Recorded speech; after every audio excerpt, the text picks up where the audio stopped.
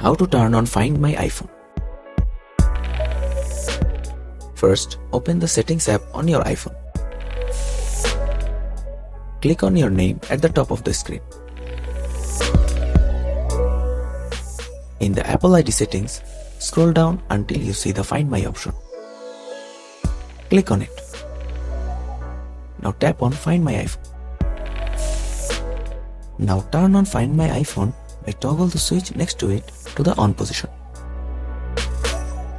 Below the Find My iPhone option, you will see the two options called Find My Network and Send Last Location. Turn on both as well.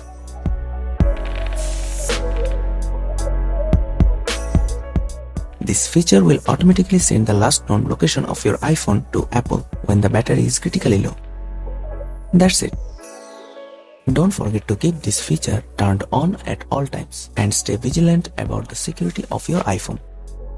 Thanks for watching, and be sure to subscribe to our channel for more helpful videos.